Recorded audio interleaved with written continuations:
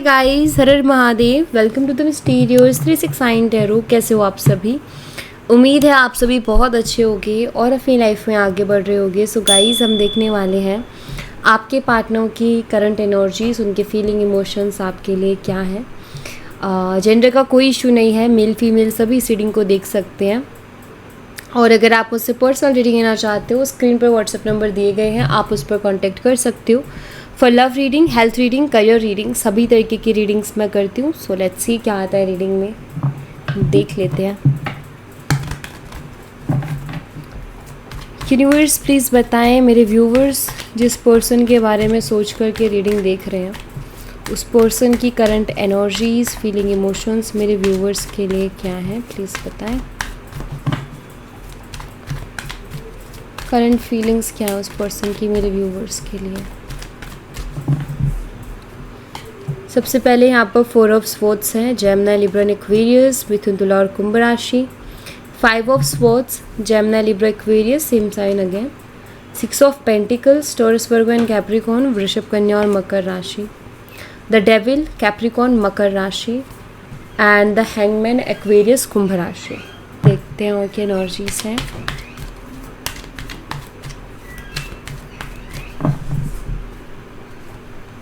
Five of wands है, Aries, Leo and Sagittarius, मेसिंग, धनु राशि। And 9 of swords, Gemini, Libra, Aquarius, मिथुन, तुला और कुंभ राशि। And 10 of cups, Cancer, Scorpion, Pisces, कर्क, मीन और वृश्चिक राशि। Queen of swords, Gemini, Libra, Aquarius, मिथुन, तुला और कुंभ राशि। And 3 of wands, Aries, Leo and Sagittarius, messing और धनु राशि। Let's see. सबसे पहले तो 4 ऑफ स्वॉर्ड्स को क्लैरिफाई करेंगे। 4 ऑफ स्वॉर्ड्स को क्लैरिफाई करें यूनिवर्स। 4 ऑफ स्वॉर्ड्स की एनर्जी, 4 ऑफ स्वॉर्ड्स की एनर्जी यहाँ पर क्यों है, प्लीज़ क्लैरिफाई करें। यहाँ पर 9 ऑफ स्वॉर्ड्स है, ये वाली एनर्जी, ये जो कार्ड है इसकी ये वाली एनर्जी है 9 ऑफ स्वॉर्ड्स की।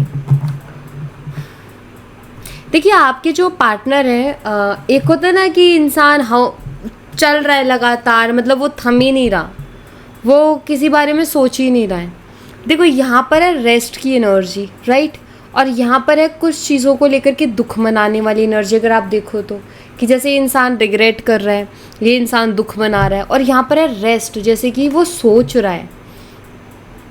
मुझे ऐसा लग रहा है कि आपके पार्टनर ओवर थिंकिंग कर रहे हैं या फिर बहुत डीप डाउन जाकर के चीज़ों को सोच रहे हैं और बहुत सी चीज़ों को लेकर के दुख मना रहे हैं, बहुत सी चीज़ों का उनको रिग्रेट हो रहा है। प्लस यहाँ पर हाथ जुड़े हुए हैं जो कि ये बताते हैं कि वो प्रे कर रहे हैं कि भगवान, जो भी मुझे पता है कि मैंने गलत किया है, मुझे पता है कि ये मेरी गलती रही है, ये मेरे से गलत हुआ है, मैंने किसी का दिल दुखाया है या मैंने किसी का भरोसा तोड़ा है। तो आई थिंक वो प्रे भी करते हैं कि जिसे एक्सेप्ट करना उस ऊपर वाले के आगे कि हाँ मैं गलत हूँ, मैं मानता हूँ। तो वो एनर्जी मुझे इनकी दिखाई देती है। तो दिख रहा है कि जब ये सोचने लगे हैं चीज़ों के बारे में, पहले तो सोचते ही नहीं थे, कुछ भी नहीं सोचते थे, बट अब जब ये सोचने लगे हैं चीज़ों के बारे में तो इनको अपनी गलती भी दिखने लगी है, दुख भी होने लगा है। पहले परवाह ही नहीं थी, बट अब परवाह करने लगे हैं। तो यहाँ मुझे दिखाई दे रहा है कि ये जो इंसान है, इनको ऐसा महसूस होता है कि इन्होंने आपके साथ बहुत सी चीज़ें गलत की हैं, इनको आपके साथ इतना गलत नहीं करना चाहिए था। तो अब इनको ये चीज़, इस चीज़ का एहसास होता है।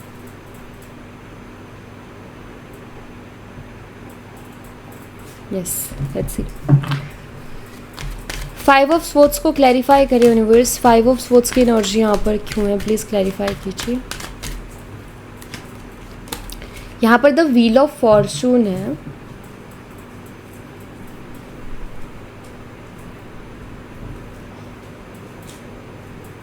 कभी कभी हम कुछ काम ऐसे, हम कभी कभी कोई काम कर देते हैं और फिर उसके बाद में जब हम बाद में सोचते तो कहते हैं ना, अरे यार ये मैंने क्या बेवकूफ़ी की थी, ये मैंने क्या किया। लाइक ऐसी वाली फीलिंग आती है ना अंदर से, थोड़ी एम्बैरसमेंट वाली भी होती है, थोड़ा लगता है यार ये तो कुछ ज़्यादा ही ओवर था, सामने वाला क्या सोच रहा होगा मेरे बारे में। तो मुझे ऐसा लग रहा है कि आपके पार्टनर की भी वही फीलिंग्स है कि इनको ना ऐसा महसूस होता है कि कुछ चीज़ें इन्होंने ऐसी की है जो कि मतलब बिल्कुल भी ठीक नहीं थी। बिना मतलब का आर्ग्यूमेंट, बिना मतलब का ईगो, बिना मतलब की बकवास, और अब ये उस चीज़ को फील करते कि यार मैं क्या करके आ रहा हूँ या मैंने क्या किया था, वो ये तो एम्बैरेसमेंट वाली चीज़ हो गई। तो मेरी किस्मत ही ख़राब है, क्योंकि द व्हील ऑफ फॉर्चून कहीं ना कहीं उसको रिप्रेजेंट करते हैं। मेरी किस्मत ही ख़राब है, कुछ अच्छे करना जाता हूँ, बुरा ही हो जाता है। तो ये इनकी एनर्जी चल रही है अभी, जैसे कि इनको ऐसा लगता है कि यार मेरी किस्मत ख़राब है कि सही वक्त पे सही चीज़ों को ना पहचानना, सही वक्त पर सही चीज़ों को ना करना और बाकी सारी उल्टी सीधी चीज़ें करते रहना। तो ये ऐसा भी महसूस कर रहे हैं यहाँ पर। 6 ऑफ पेंटिकल्स को क्लैरिफाई करें यूनिवर्स। 6 ऑफ पेंटिकल्स की एनर्जी यहाँ पर क्यों है, प्लीज़ बताएं। यहाँ पर 3 ऑफ वॉन्ड्स है।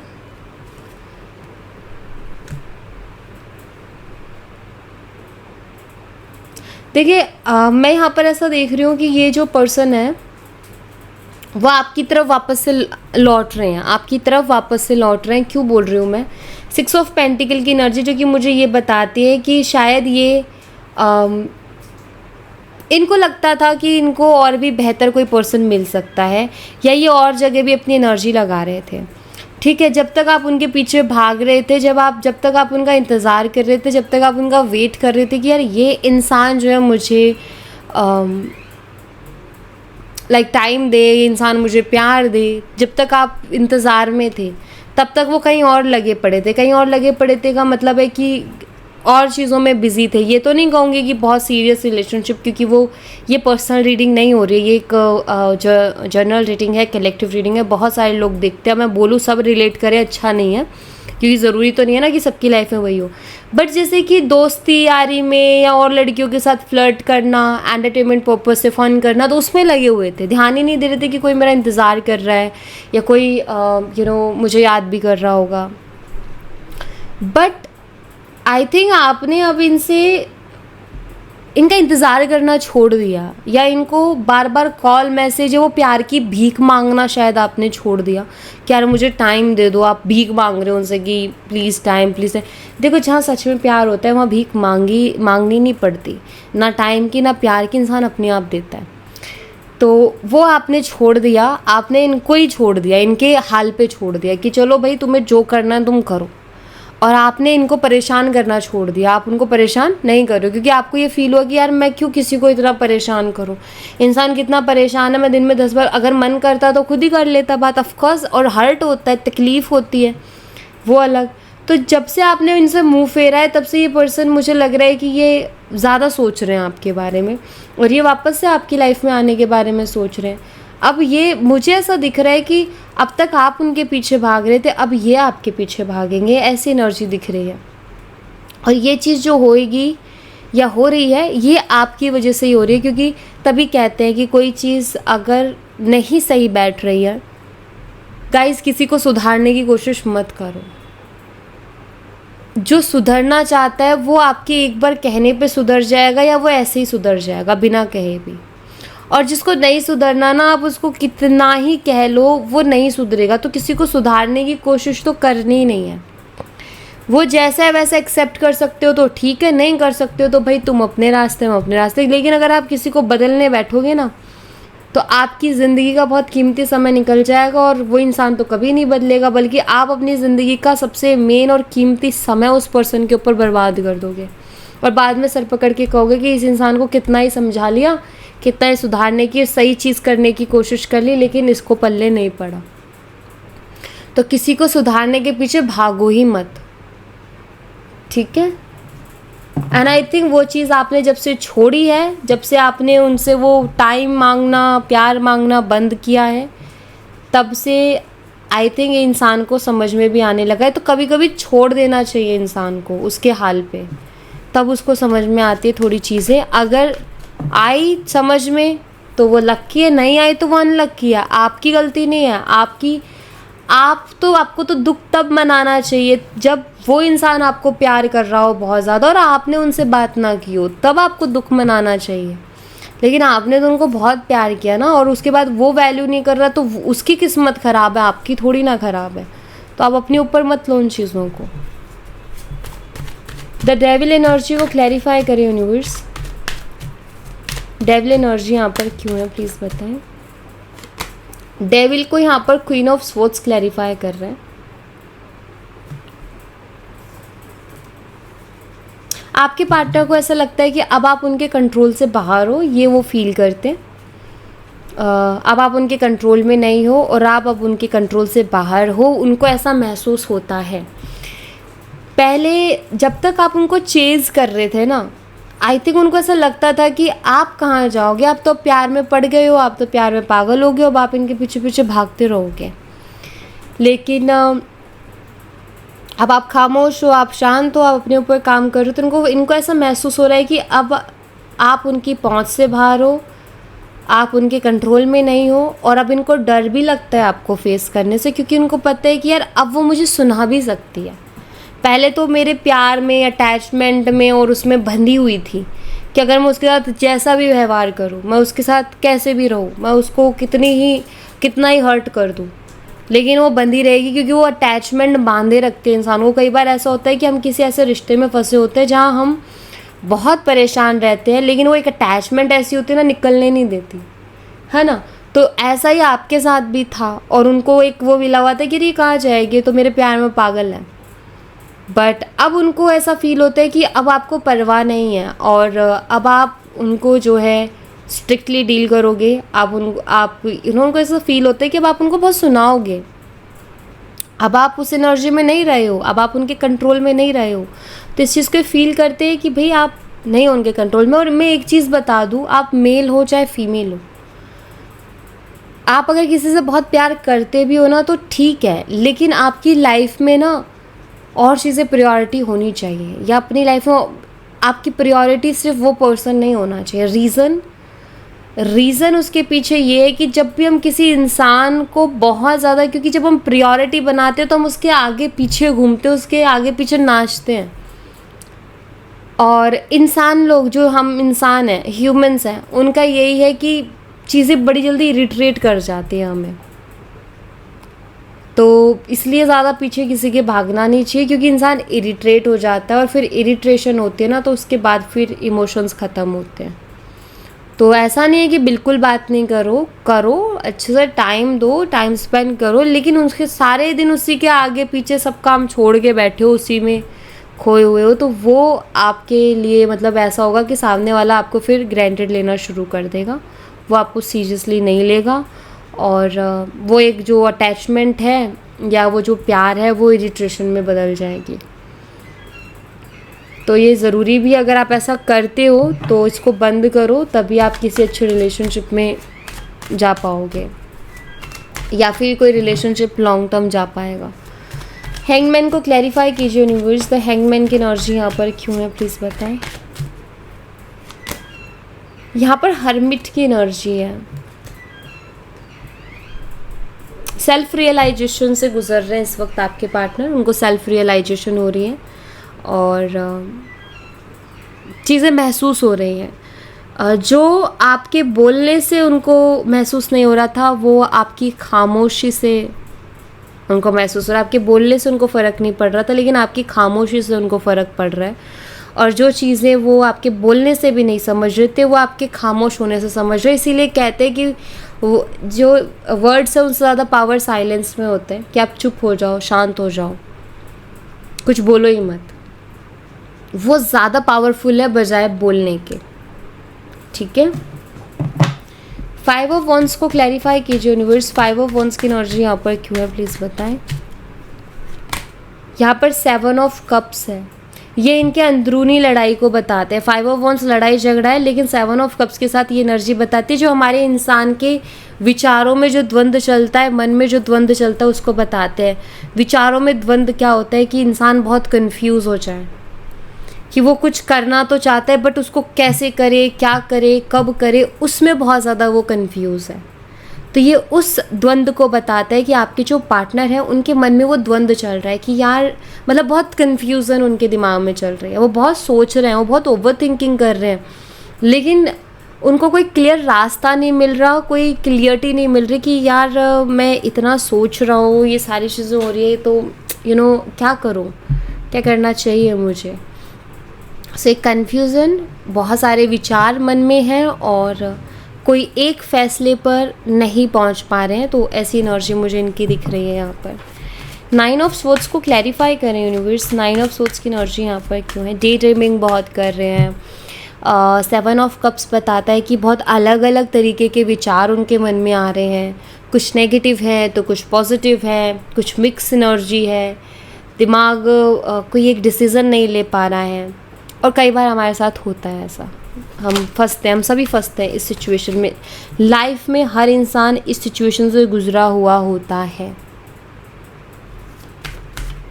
और आप अभी फंस जाओगे अगर आपको ऐसा द्वंद्व अगर आप महसूस करना चाहते हो ना कि किस तरीके की फीलिंग में, किस तरीके की एनर्जी में आपके पार्टनर, तो मैं आपको फंसाती हूँ। आपके सामने 2-3 ऑप्शन है शादी के लिए, तो आपके मन में द्वंद्व जल जाएगा, क्योंकि शादी एक तो बहुत बड़ा डिसीजन है, 2-3 और ऑप्शन आपके सामने रख दिए गए हैं, अब आपको एक चुनना है। आप उस द्वंद्व को महसूस करो कि क्या चलेगा आपके दिमाग में, क्या चलेगा आपके मन में।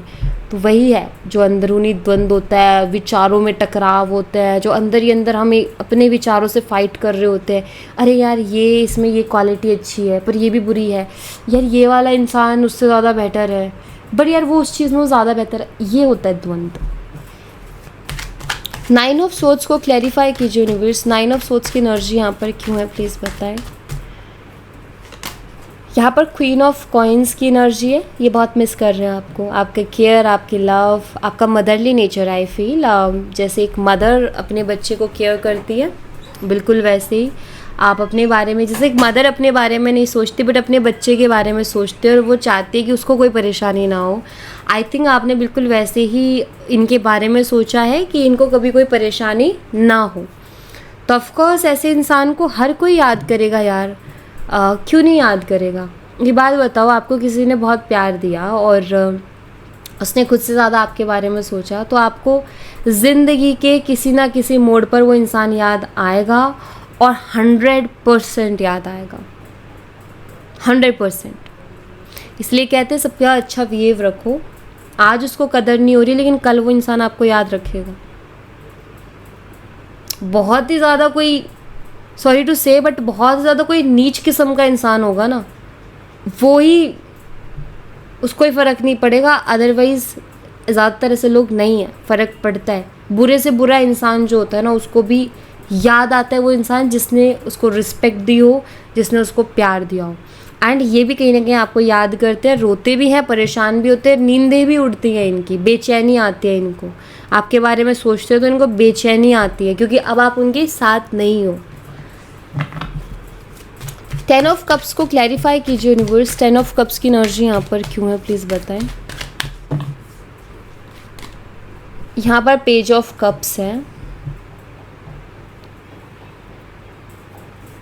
मुझे ये पर्सन आपसे माफ़ी मांगना चाहते हैं और आपके साथ रहना चाहते हैं, ये मुझे दिख रहा है। क्योंकि ये क्यों रहना चाहते हैं आपके साथ, क्योंकि इन्होंने वो चीज़ महसूस की कि ये आपके साथ बहुत खुश थे, ये आपके साथ बहुत हैप्पी थे, बहुत खुश थे।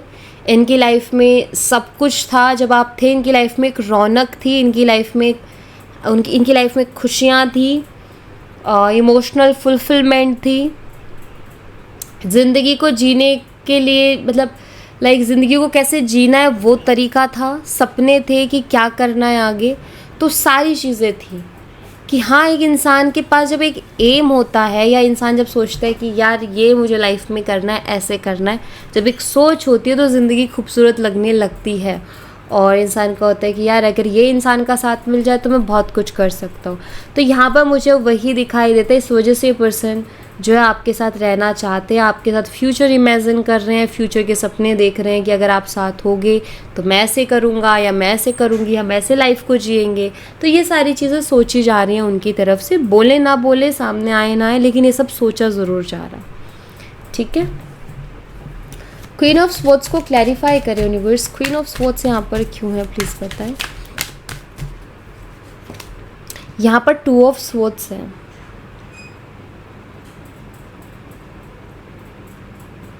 आपको लेकर के पर्सन कोई अंदाज़ा नहीं लगा पा रहे। एक होता है ना, हम कई बार अंदाज़ा लगा लेते हैं कि यार अगर मैं उस इंसान से बात करूँगा या करूँगी तो मुझे इस बात पर ऐसे रिएक्ट करेगा। कई बार अंदाज़ा लगाते हैं, हम जज करते हैं या फिर हम अज्यूम करते हैं ना कि ये इंसान ऐसे रिएक्ट करेगा या इंसान ऐसे बात करेगा।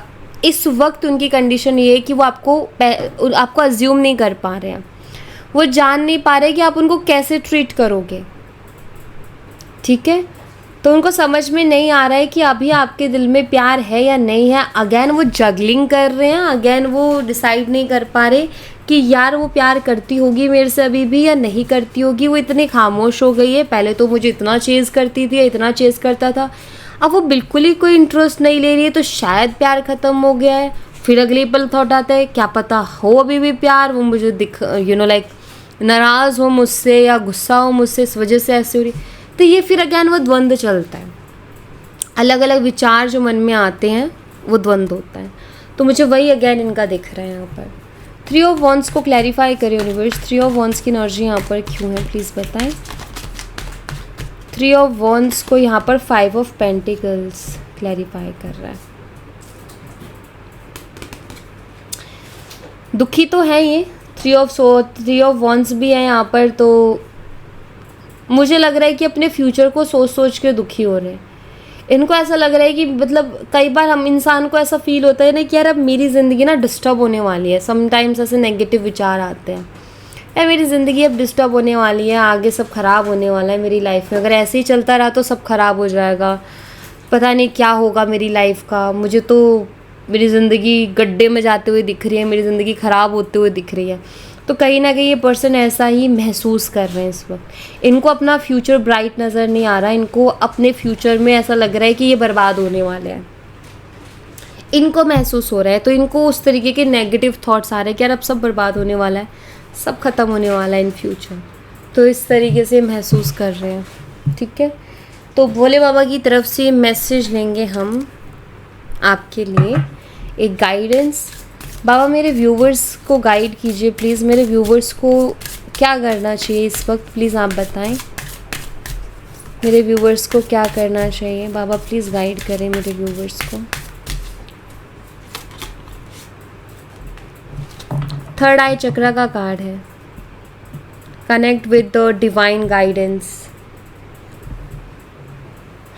Size the significance of harmonizing your third eye chakra too. देखिए सबसे पहली चीज़ तो ये कार्ड पता है क्या बताता है। सबसे पहले तो ये कार्ड बताता है कि आपको अपने थर्ड आई चक्रा पर वर्क करने की ज़रूरत है। आपको अपने थर्ड आई चक्रा पर काम करना है, क्योंकि जब हमारा थर्ड आई चक्रा ब्लॉक होता है ना तो हम डिस्टर्ब होते हैं, क्योंकि हमारे सामने कोई क्लियरिटी नहीं आ पाती या हमें ज़िंदगी में कोई क्लियरिटी नहीं मिल पाती है। तो थर्ड आई चक्रा का जो है हील होना बहुत ज़्यादा ज़रूरी है किसी एक क्लियरिटी के लिए और कोई एक रास्ता मिलने के लिए। तो जब आपका थर्ड आई चक्रा हील होगा तो आपको डिवाइन गाइडेंस जो है वो आपको समझ में आएगी क्लियरली। आपको अगर मैं कुछ गाइड भी करूँ ना गाइज, और आपका थर्ड आई चक्रा ब्लॉक है, आप मेरी बात को कभी नहीं समझ पाओगे, बल्कि आपको लगेगा क्या बोल रही है। ठीक है, तो आप किसी की बात को या किसी तरीके की डिवाइन गाइडेंस भी अगर आपकी तरफ आ रही होगी तो आप तब तक उसको नहीं समझ पाओगे जब तक आपका थर्ड आई चक्रा हील नहीं होगा। बहुत से लोग होते हैं ना जिनको अच्छी बात बोलो तो चुपती है और अच्छी बात बोलो तो वो लोग गुस्सा करते हैं और ये और बोलते हैं क्या ज्ञान दे रही हो, है ना। तो उनका थर्ड आई चक्रा ब्लॉक होता है। बेचारे, उनकी गलती नहीं होती, उनको मैं कुछ बोलती भी नहीं हूँ, उनके ठीक है यार जो भी है, उनकी गलती नहीं होती, क्योंकि उनका चक्रास बैलेंस नहीं होता, उनका थर्ड आई चक्रा ही बैलेंस नहीं है जो ये निर्णय ले सके कि क्या सही बोल रहा है, कौन सही बोल रहा है मुझे और कौन गलत बोल रहा है। तो आपको अपने थर्ड आई चक्रा पर काम करना है। फिर देखो आपको किसी की गाइडेंस की ज़रूरत ही नहीं है, आप खुद डिसीजन लोगे, आपको खुद गाइडेंस मिल जाएगी। आप अपने इंट्यूशन को भी बेहतर तरीके से सुन पाओगे और समझ पाओगे जब आपका थर्ड आई चक्रा हील होगा।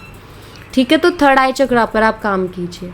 ओके, सो या thank you so much guys, ये थी आप लोगों के लिए एक छोटी सी रीडिंग। आई होप आपसे रेजोनेट की हो, आई होप आपको पसंद आई हो। रेजोनेट की हो तो मुझे बताना ज़रूर कमेंट बॉक्स में, पसंद आई हो तो लाइक ज़रूर करना, चैनल को सब्सक्राइब करना मत भूलना। मैं मिलती हूँ आपसे नेक्स्ट रीडिंग में, तब तक अपना ख्याल रखें। Bye bye, take care, see you again.